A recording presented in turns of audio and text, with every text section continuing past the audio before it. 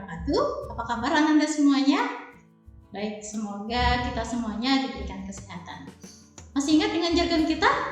Baik, kita sama-sama ya. Rabbani, amanah, berada. Baik, Anda semuanya, kita belajar. Ini ada 9 target lulusan. Insya Allah semuanya masih ingat ya. Apa saja? Berakidah yang sahih, ibadah yang benar, akhlak mulia, sehat dan kuat raganya, bersemangat dalam mencari ilmu, disiplin dan mandiri, bersemangat dan mampu melaksanakan amar ma'ruf nahi munkar, siap menghadapi tantangan menjadi warga dunia abad 21, mampu dan terbiasa membaca Al-Quran dengan benar, serta berusaha memahami isi kandungan Al-Quran. Baik, kita mulai ya. Sebelum kita mulai belajar, mari sama-sama kita membaca doa. Bismillahirrahmanirrahim. Rabbi zidni ilman warzuqni fahman. Rabbi shrah li sadri wa yassir li amri wahlul 'uqdatam min lisani yafqahu qawli. Amin.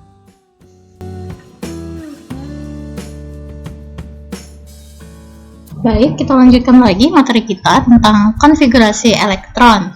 Sebelumnya kita sudah belajar mengenai bilangan kuantum. Masih ingat ya, ada 4 bilangan kuantum. Ada bilangan kuantum utama, bilangan kuantum azimut, bilangan kuantum magnetik, dan bilangan kuantum spin. Hari ini kita akan fokus pada pembelajaran tentang konfigurasi elektron berdasarkan teori atom modern dan menentukan bilangan kuantum suatu unsur. Masih ingat ya ayat Al-Quran yang kita pelajari dari minggu kemarin tentang surat Al-Zalzalah ayat 7-8 yang artinya barang siapa yang mengerjakan kebaikan sebesar zarah pun niscaya dia akan melihat balasannya, dan barang siapa yang mengerjakan kejahatan sebesar zarah pun niscaya dia akan melihat balasannya pula.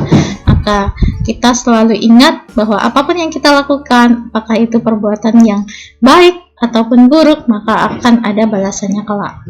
Konfigurasi elektron berdasarkan teori atom modern. Sebelumnya kita sudah belajar tentang konfigurasi elektron berdasarkan kulit atom. Hari ini kita akan melanjutkan tentang konfigurasi elektron berdasarkan teori atom modern. Ada beberapa aturan yang harus kita ketahui sebelum kita menuliskan konfigurasi elektron berdasarkan teori atom modern. Apa saja? Yang pertama itu adalah asas Aufbau. Yang kedua adalah larangan Pauli, dan yang ketiga adalah kaidahan. Jadi berdasarkan asas Aufbau, jadi ada tingkatan energi ya. Jadi ada penulisan elektron seperti gambar seperti ini. Aturan Aufbau menyatakan bahwa pengisian elektron pada orbital dimulai dari tingkat energi terendah ke tingkat energi yang tinggi. Orbital S mempunyai tingkat energi yang terendah dan berturut-turut makin tinggi pada orbital P, D, dan E. Baik, coba kita lihat ya aturan pengisiannya mulai dari 1S. Jadi seperti ini. Ini silakan ikutin anak panah ini bagaimana cara pengisian elektronnya. Kita akan ikutin alur seperti gambar sini. Coba lihat urutan tingkat energi dalam pengisian elektron sebagai berikut. Dimulai dari 1S, 2S, kemudian 2P, 3S, 3P, 4S, 3D, dan seterusnya. Jadi seperti itu ya alurnya ya. Ini bisa diingat, tidak perlu dihafal, diingat bagaimana alurnya sehingga kita kemudian bisa menuliskan konfigurasi. Konfigurasi elektron dituliskan berdasarkan urutan seperti ini. Yang kedua, larangan Pauli. Berdasarkan larangan Pauli ini dikatakan bahwa tidak ada 2 elektron dalam satu atom yang mempunyai keempat bilangan kuantum yang sama. Masih ingat ya, bilangan kuantum itu ada 4 ya. Jadi jika ada elektron dalam suatu orbital itu tidak mungkin memiliki keempat bilangan kuantum yang sama, pasti ada bedanya. Dikatakan lagi, jika ada 2 elektron mempunyai bilangan kuantum utama, azimut, magnetik sama, maka bilangan kuantum spinnya akan berbeda.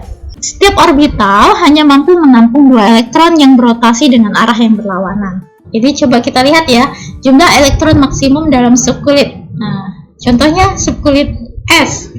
Ini ada satu orbital maksimum 2 elektron. Nah, kita misalkan ini adalah orbital ruang, maka satu orbital maksimum diisi oleh 2 elektron. Ini ya, contohnya tanda panah ke atas dan tanda panah ke bawah ini menyatakan elektron yang berbeda arah. Kemudian subkulit P ini ada 3 orbital sehingga maksimum 6 elektron. Subkulit D ini ada 5 orbital, maka maksimum 10 elektron, dan subkulit F itu ada 7 orbital, jadi maksimum 14 elektron. Kaidahan menyatakan bahwa pada pengisian orbital oleh elektron-elektron, orbital yang akan terisi terlebih dahulu adalah orbital yang memiliki energi setingkat, kemudian baru elektron berpasangan. Jadi contohnya ini ya, subkulit P, masih ingat subkulit P berapa orbitalnya? Ada 3, 1, 2, 3. Subkulit P di mana nilai bilangan kuantum azimutnya adalah 1, dan bilangan kuantum magnetik yang memungkinkan ada negatif 1, 0, dan positif 1. Jadi kita tuliskan dulu orbitalnya, ada 3 orbital dengan bilangan kuantum magnetiknya seperti ini. Maka kedua kita tuliskan arah elektronnya. Jadi subkulit P itu maksimum 6 elektron ya. Jadi kita tuliskan arah elektronnya seperti ini, energi setingkat dulu, tidak boleh berpasangan dulu, maka kita tuliskan satu-satu dulu setiap orbitalnya. Setelah sampai pada orbital positif 1, maka kita akan isi elektron dengan arah yang berlawanan, ya, seperti ini. Baik, kita lihat contohnya. Contohnya, tuliskan konfigurasi elektron dan pengisian orbital dari unsur C dengan nomor atom 6. Jadi bisa kita lihat pada jawaban sebagai berikut. Konfigurasi elektronnya ya, 1s2, 2s2, 2p2. Coba lihat elektronnya sudah 6 ya.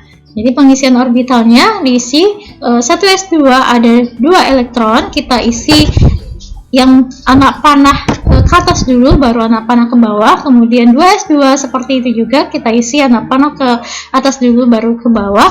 Kemudian yang 2p2 ada 2 elektron, artinya maka kita isi 1 elektron pada orbital ini dan 1 orbital pada orbital ini. Baik, kita lanjutkan soal nomor 2. Suatu unsur O memiliki nomor atom 16. Tentukan yang pertama konfigurasi elektron unsur tersebut, yang kedua pengisian orbital, dan yang ketiga keempat bilangan kuantum dari elektron terakhir. Baik, sudah mengerti soalnya seperti apa? Baik, kita jawab ya. Pertama, konfigurasi elektron, di mana ada unsur O dengan nomor atom 16. Maka kita buat konfigurasinya 1s2, 2s2, 2p6, 3s2, dan 3p4. Bagaimana pengisian orbitalnya? Kita buatkan orbital-orbital pada setiap subkulitnya. Jadi ini subkulit S, orbitalnya 1, subkulit S, orbitalnya 1, subkulit P, orbitalnya ada 3, subkulit S ada 1, dan subkulit P itu orbitalnya 3. Baik ya, seperti ini kita tulis dulu. Jadi ditulis 1 elektron, kemudian lanjut elektron dengan anak panah ke bawah. Sudah cukup 2 elektron. Begitu juga pada ini 2s2, kemudian 2p6. Ingat ya, kita isi yang energi setingkat dulu, tidak boleh yang berpasangan dulu. Setelah penuh maka kita akan lengkapi, ada 6 elektron ya. Kemudian 3s2 seperti itu juga, dan 3p4 1, 2, 3, dan 4 elektron. Jadi terakhir elektronnya di sini ya, pada orbital negatif 1. Yang ketiga, tentukan keempat bilangan kuantum dari elektron terakhir. Jadi elektron terakhirnya di sini ya.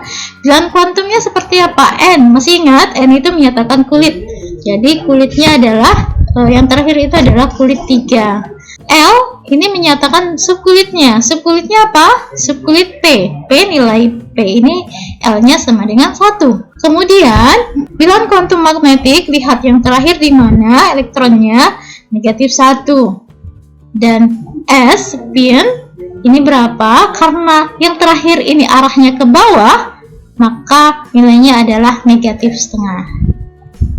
Baik, untuk selanjutnya kita akan lebih memperdalam lagi ya, melalui contoh-contoh soal yang ada di LKPD.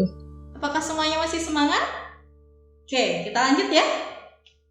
Cara penulisan konfigurasi elektron berdasarkan teori atom modern, ada beberapa hal ya yang harus kita perhatikan. Yang pertama adalah cara penulisan konfigurasi elektron berdasarkan urutan subkulit. Ada 2 caranya. Yang pertama, subkulit ditulis berdasarkan urutan tingkat energinya. Masih ingat ya, berdasarkan asas Aufbau, di mana pengisian konfigurasi elektron berdasarkan urutan tingkat energinya. Maka contohnya unsur Mn dengan nomor atom 25 dapat dituliskan konfigurasinya 1s2, 2s2, 2p6, 3s2, 3p6, 4s2, 3d5. Jadi ini sesuai dengan urutan tingkat energi. Yang kedua, subkulit ditulis berdasarkan urutan nomor kulit yang sama. Kemudian untuk kulit berikutnya lebih tinggi. Jadi ini berdasarkan nomor kulitnya, ya. Misalnya contoh yang sama, unsur Mn dengan nomor atom 25, maka dapat ditulis konfigurasinya 1s2, 2s2, 2p6, 3s2, 3p6, 3d5, 4s2. Jadi dapat ya kita lihat ya perbedaannya, kalau ini berdasarkan tingkat energinya, kalau ini berdasarkan urutan nomor kulit yang sama, kita dahulukan, baru kemudian urutan nomor kulit yang lebih tinggi. Yang kedua, penyingkatan menggunakan konfigurasi elektron gas mulia terdekat. Jadi konfigurasi elektron ini dapat kita singkat penulisannya dengan menuliskan gas mulia, ya. Contohnya, jadi seperti ini. Ini gas mulia. Ini kan konfigurasinya. Contohnya unsur He dengan nomor atom 2, maka konfigurasinya 1s2. Begitu seterusnya. Kr dengan nomor atom 36, maka konfigurasinya seperti ini: 1s2, 2s2, 2p6, 3s2, 3p6, 4s2, 3d10, 4p6.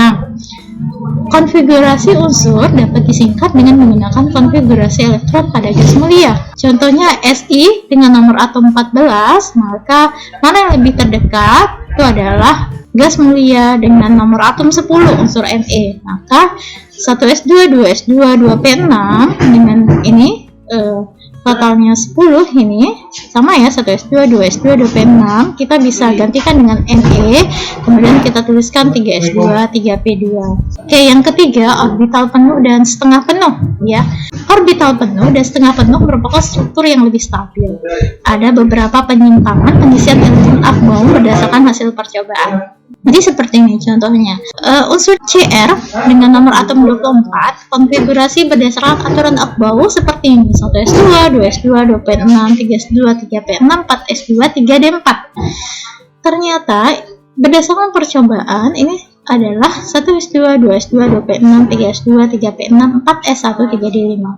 Jadi ini setengah penuh namanya. Subkulit D ini elektronnya maksimalnya 10. Jadi kita jadikan 5.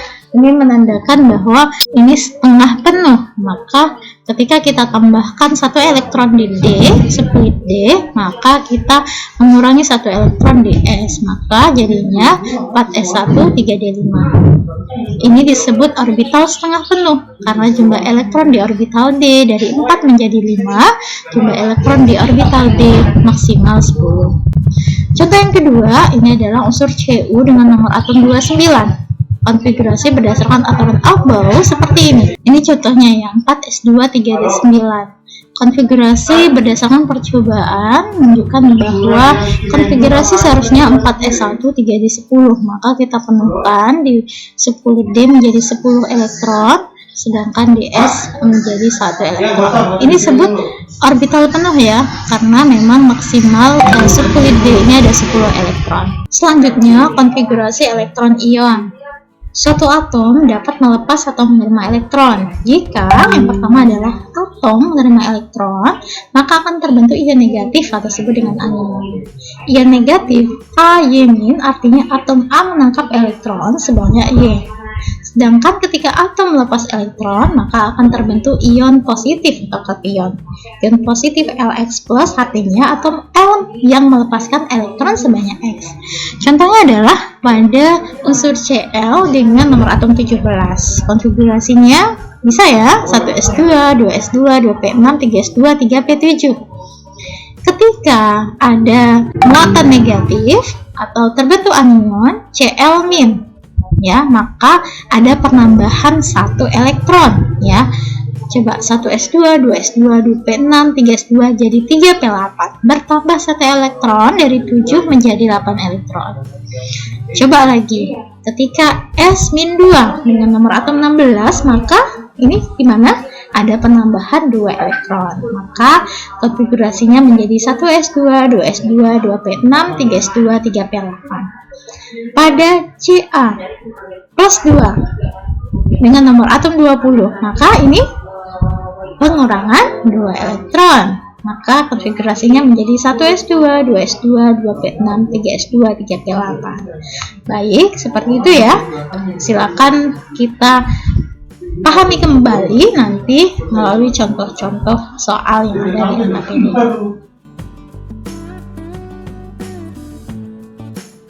Baik, itu tadi ya pembelajaran kita. Semoga bermanfaat dan dapat dipahami dengan baik.